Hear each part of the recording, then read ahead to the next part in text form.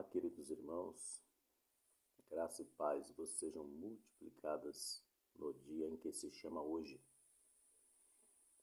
Eu estava aqui a fazer uma meditação da palavra de Deus no Evangelho de São Mateus, no capítulo de número 6, no versículo 7, que nos diz assim a palavra do Senhor: nas suas orações, não fiquem repetindo o que vocês já disseram, como fazem os pagãos, pois eles pensam que Deus ouvirá as suas orações cumpridas. Nas suas orações, não fiquem repetindo palavras como os pagãos, porque eles acham que serão respondidos, que terão as suas orações respondidas pelos seus longos discursos, repetindo várias vezes aquilo que eles já falaram. Acerca da oração existe uma questão. Deus, a quem nós servimos, ele não é surdo. Muito pelo contrário, ele sempre está com os teus ouvidos atentos a toda e qualquer oração que a ele nós fizermos. É tão verdade isto que quando a nação de Israel, o povo hebreu, eles estavam sendo oprimidos por Faraó, pelo sistema egípcio, a Bíblia diz que Deus ouviu, Deus viu, Deus desceu para trazer socorro para aquele povo. Então, o Senhor Jesus vem neste capítulo 6 do Evangelho de São Mateus nos dizer que as nossas orações não podem ser orações comuns, não podem ser orações que venham satisfazer o nosso ego, não podem ser orações que venham buscar os nossos benefícios próprios, muito pelo contrário. O texto diz aqui que as nossas orações não podem ser como as orações dos hipócritas, porque os hipócritas buscam ser vistos pelos outros. Eles antigamente gritavam nas praças, nas esquinas, para que todos pudessem ver que eles eram pessoas que oravam e que também falavam com Deus. O apóstolo Tiago fala-nos uma palavra sobre a oração. Ele nos diz assim: vocês pedem e vocês não recebem, porque nem pedir vocês sabem. A dinâmica da oração, ela passa por um processo de avaliação. Todas as nossas orações, elas são avaliadas por Deus, avaliadas pelos céus. Por quê? Porque o próprio Senhor Jesus, na uma das suas orações que fez, ensinando aos seus discípulos, neste mesmo capítulo, ele põe alguns pontos acerca da oração. Ele começa dizendo: Pai nosso que estás no céu, Deus que está no céu, Deus que está acima de todas as coisas, de tudo que você imaginar, o Deus absoluto está acima de tudo. Aí o Senhor diz assim: Pai nosso que está no céu. E o Senhor diz: Santo, santificado seja o teu nome. Santificado seja o teu nome entre os homens, entre tudo que é na terra, no céu. Santificado, o nome de Deus é santo. Aqueles que oram, que pedem, que gritam, que suplicam, eles não oram um Deus comum, eles oram um Deus santo. E o Senhor continua dizendo: santificado seja o teu nome. E ele continua dizendo: venha o teu reino. Quando Jesus fala venha o teu reino, o Senhor Jesus está falando que na oração o reino de Deus é prioridade. O que é o reino de Deus? São as coisas que são de cima e não as coisas que são da terra. O porque tudo aqui na terra é passageiro, tudo aqui passa, tudo aqui envelhece, tudo aqui se degrada. E ele diz: venha o teu reino, venha, Senhor, o teu reino, venha o seu reino, põe o teu reino entre nós. E a Bíblia diz que o reino de Deus já estava entre os homens na época de Jesus e está nos nossos dias também. Por isso, nas nossas orações, devemos invocar também o reino de Deus. Venha, Senhor, o teu reino. E o Senhor Jesus finaliza com uma palavra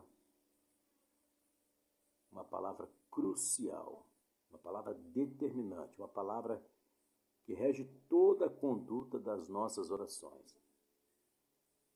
Ele finaliza dizendo: e seja feita a tua vontade. E seja feita, Senhor, a tua vontade. A vontade de Deus. A vontade de Deus é que precisa prevalecer. Se a vontade de Deus não for predominante, não existe condições de Deus responder às nossas orações. Por que é que muitas pessoas pedem e não recebem? Por que é que muitas pessoas batem na porta, gritam, se esperneiam, batem o pé no chão, clamam, e elas não têm resposta de suas orações? Por quê? Porque não é feita conforme a vontade de Deus. Deus, o nosso Deus, Ele só sabe dar coisas boas aos seus filhos.